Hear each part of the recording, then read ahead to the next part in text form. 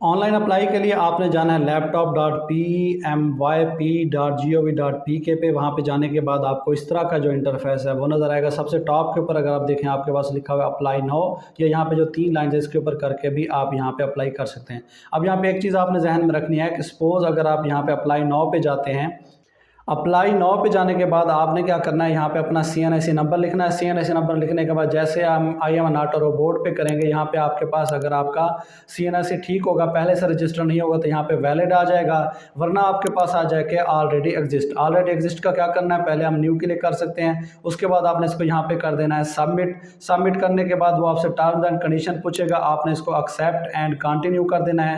Accept and continue करने के बाद अब आपके पास एक फॉर्म ओपन हो जाएगा। अब इस फॉर्म के अंदर आपने इसको ध्यान से फिल करना है। सबसे ऊपर आपके पास CNSE होगा, यहाँ पे आप अपना CNSE जो पीछे लिखा होगा वहाँ पे आ जाएगा, ये चेंज नहीं होगा। अगर गलत है तो आपने पीछे जाके उसी प्रोसेस को दोबारा करना है। अप्लाई ऑनलाइन पे करेंगे, फिर ये ID कार्ड नंबर लिखेंगे, उसके बाद आ जाएगा फुल नेम। यहाँ पे आप अपना नाम जो है वो आपके जो डॉक्यूमेंट्स हैं उनके मुताबिक लिखना है। फादर्स नेम आपने लिखना है, फिर उसके बाद ये दोनों नाम आपने अपने डॉक्यूमेंट्स के मुताबिक लिखनी है। डेट लिखनी है, मंथ लिखेंगे, ईयर लिखेंगे यानी अपनी डेट ऑफ बर्थ लिखेंगे। जेंडर फीमेल क्यों आया, क्योंकि अगर एंड पे यहाँ पे इवन है तो वो खुद ब खुद डिटेक्ट कर लेगा। फीमेल एंड पे 1 होगा तो मेल और फीमेल वो आपके ID कार्ड नंबर से डिटेक्ट कर लेगा। उसके बाद आपका एंटर पोस्टल एड्रेस, यहाँ पे अपना जो है आपने पोस्टल एड्रेस लिखना है जहाँ पे आपकी डाक कोई वगैरह पहुँच जाए। फिर यहाँ से आप अपना जो है वो प्रेफरेंस, जैसे यहाँ पे पंजाब कर लेंगे। जैसे आप प्रेफरेंस सेलेक्ट करेंगे नीचे आपके पास सिटी आ जाएंगे, ये आपने अपना सिटी लिखा। अभी उसने आपसे यूनिवर्सिटी का नहीं पूछा, अभी वो आपसे अपनी इन्फॉर्मेशन पूछ रहा है। जैसे यहाँ पे आप सिलेक्ट करेंगे, उसके बाद आप बताएंगे कि आप एम्प्लॉयड हैं, नॉन एम्प्लॉयड है, तो बेसिकली आप स्टूडेंट हैं तो यहाँ पे आपने नॉन एम्प्लॉयड ही करना है।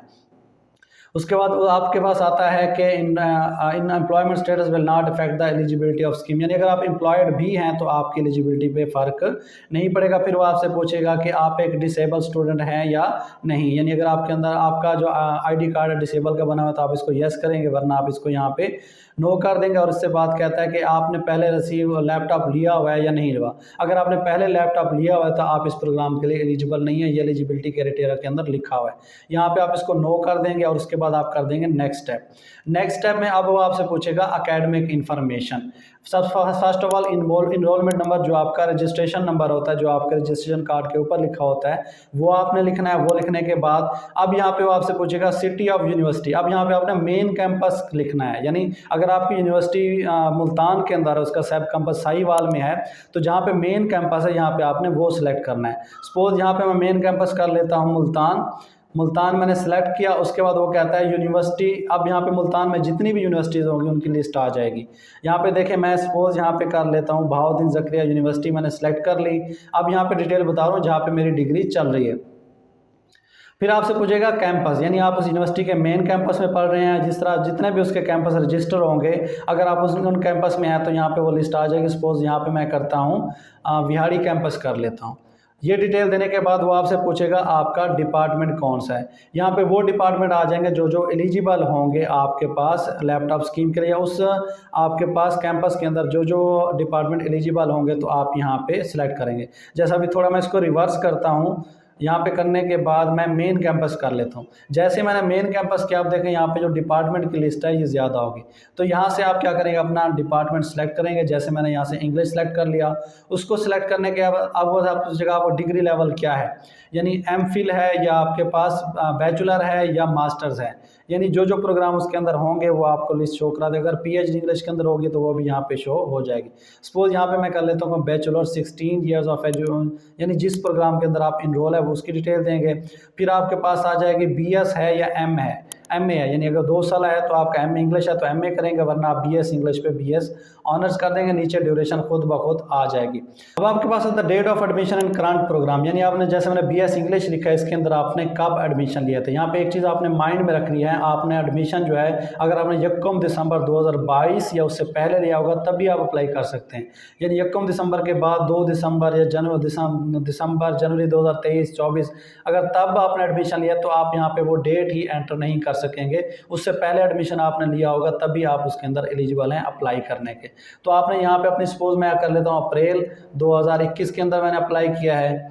जैसे यहाँ पे मैं एडमिशन डेट लिखूंगा, नीचे जो डेट ऑफ कंप्लीशन है वो खुद ब खुद आ जाएगी। आपने इसको कुछ नहीं करना, ना ही आपने परेशान, जस्ट आपने जो अपनी डेट ऑफ एडमिशन है वो एक्यूरेट लिखनी है, वो आपका रजिस्ट्रेशन कार्ड के ऊपर या यूनिवर्सिटी से आपने पता कर लेनी है। उसके बाद आपके पास आ जाता है आपका कौन सा एनुअल सिस्टम है या सेमेस्टर। बी ए सेमेस्टर सिस्टम है तो मैं इसको सेमेस्टर करके, वो आपसे पूछेगा आप किस सेमेस्टर में हैं, आप किसी भी सेमेस्टर में हो, आपने परेशान नहीं होना, आपने बिल्कुल इन्फॉर्मेशन आपने एक्यूरेट देनी है, क्योंकि आपका जो फोकल पर्सन है वो आपकी इन्फॉर्मेशन अपने डेटा के मुताबिक चेक करेगा। और उसके बाद यहाँ पे आपने आ जाना है, ईयर ऑफ स्टडी वो खुद ब खुद काउंट कर लेगा, क्योंकि छठा सेमेस्टर तीसरे में होता है, अगर मैं थर्ड करता तो वो इसको यहाँ पे दूसरा सेमेस्टर दूसरा ईयर कर दिया, ईयर उसने खुद कर लिया है। उसके बाद देनी है आपने मार्क्स डिटेल अपनी जो है वो हायर सेकेंडरी स्कूल की, यहाँ पे आपको बता देगा कि आपने किसकी देनी है, आपने इस लाइन को पढ़ लेना है। Percentage of marks obtain in higher secondary certificate, तो आपने यहाँ पे जो है अपने इंटर की जो परसेंटेज है वो परसेंटेज लिखनी है। आपने परसेंटेज निकाल के, फॉर एग्जाम्पल आपके 95% थे, ये आपने रिजल्ट कार्ड से देख के यहाँ पे 4-6 थे। उसके बाद अब आपने बताना है ग्रेडिंग सिस्टम। अब जो आप प्रोग्राम कर रहे हैं उसके अंदर आपके पास ग्रेडेड सिस्टम CGPA है। यहाँ पे आपने क्या करना है, inter percentage of last exam declared before June 30, 2023 result of failed supplementary subject वाल नॉट बी कंसीडर, यानी 30 जून से पहले पहले यानी जो आपका लेटेस्ट सेमेस्टर होगा उसकी आपने यहाँ पे CGPA लिखना है। सपोज यहाँ पे मैं लिखता हूँ 3.44, और अगर परसेंटेज का खुद ब खुद निकाल देगा। अगर आप यहाँ से परसेंटेज करेंगे तो CGPA आपके पास नहीं है, परसेंटेज आपने यहाँ पे पुट करनी होगी। इसको फिल करने के बाद एक बार फिर आपने इसको जो है ध्यान से देख लेना है। ये आपके पास एकेडमिक इन्फॉर्मेशन है, अगर ऊपर यहाँ पे देखें ये एकेडमिक इन्फॉर्मेशन। इसको करने के बाद आपने कर देना है नेक्स्ट स्टेप। जैसे ही आप नेक्स्ट स्टेप करेंगे वो आपसे आपकी कॉन्टैक्ट इन्फॉर्मेशन मांगेगा। कॉन्टैक्ट फ़ोन नंबर, यहाँ पे आप अपना मोबाइल नंबर लिखेंगे, मोबाइल नंबर 0300 डैश दरमियान में लिखना, वो उसने लिखा हुआ है जो आपके पास जिस फॉर्मेट में लिखना है। यहाँ पे आपके पास वेरिफिकेशन कोड आएगा, वेरिफिकेशन कोड आपने यहाँ पे नीचे वेरीफाई करना है। जैसे सपोज यहाँ पे मैं एक नंबर लिखता हूँ, जैसे मोबाइल नंबर लिख लेंगे, यदि मैंने मोबाइल नंबर थोड़ा हाइड कर लिया, ऊपर मैंने मोबाइल नंबर लेके नीचे ये बटन आ जाएगा सेंड कोड। जैसे आप इसके ऊपर क्लिक करेंगे आपके पास एक वेरिफिकेशन कोड आएगा, वो कोड आपने यहाँ पे लिखना है वेरीफाई, आपका मोबाइल नंबर जो है वो वेरीफाई हो जाएगा। उसी तरह आप यहाँ पे ईमेल लिखेंगे, ईमेल के नीचे आ जाएगा सेंड कोड, आपने वो कोड सेंड करना है। वो कोड आपके पास नीचे इसी तरह एक सेल आ जाएगा, उसके अंदर आप लिखेंगे। उसके बाद I am not a robot, और एंड पे जाके आप इसको सबमिट कर देंगे। तो क्या हुआ, आपकी एप्लीकेशन जो है सबमिट हो गई। अब आपने जाके वापस आपने बैक जाना है। यहाँ पे जाने के बाद होम पे जाएंगे, होम पे जाने के बाद अब यहाँ पे आप एप्लीकेशन स्टेटस जो है अपना चेक कर सकते हैं। यहाँ पे अपनी जो डिटेल है वो देंगे, फेस देंगे, यूनिवर्सिटी देंगे, तो आपके पास इस तरह का स्टेटस आ जाएगा। अगर आपके पास अप्लाइड लिखा हुआ आ रहा होगा तो आपका जो है वो अप्लाई हो चुका है। फिर आप कुछ दिनों बाद वो जब डेट आपके पास एंड हो जाएगी, जब आपका फोकल पर्सन उसको वेरीफाई कर देगा तो आपके पास यहाँ पे आ जाएगा वेरीफाइड। आपने इसको डेट के बाद चेक करते रहना। फिर आपके पास डिसअप्रूव तब आएगा जब आपकी यूनिवर्सिटी का फोकल पर्सन आपने कोई चीज़ इन्फॉर्मेशन गलत होगी तो उसको डिसअप्रूव करेगा, यानी वो कहेगा कि इसकी इन्फॉर्मेशन ठीक नहीं है, ये हमारी यूनिवर्सिटी का स्टूडेंट नहीं है, तब आपके पास डिसअप्रूव होगा। अगर आपके पास उस टाइम करेक्शन का ऑप्शन होगा तो आपने जाके उसको करेक्ट कर देना है। फिर उसके बाद जाके आपने सिलेक्टेड का मतलब आपका ये है कि ये सारे काम जो हैं अप्लाइड के बाद वाले जितने भी काम है ये आपके लास्ट डेट के बाद स्टार्ट होंगे। अप्लाई करने के बाद जस्ट आपने चेक कर लेना कि आपका अप्लाई हो चुका है या नहीं हो चुका। सिलेक्टेड में आपके पास क्या होगा कि आप लैपटॉप स्कीम के लिए सिलेक्ट हो गए, और नॉट सिलेक्टेड का मतलब ये है कि आप क्राइटेरिया के मुताबिक उसके ऊपर सेलेक्ट नहीं होते, और उसके बाद एसेट इशू तब आएगा जब आप लैपटॉप डिस्ट्रीब्यूट हो जाएगा। तो ये था पूरा प्रोसेस अप्लाई करने का। इसके अंदर अगर आपका कोई इशू तो अभी आपने कमेंट बॉक्स में बताना है। अपना बहुत सारा ख्याल रखिएगा। अल्लाह हाफिज़।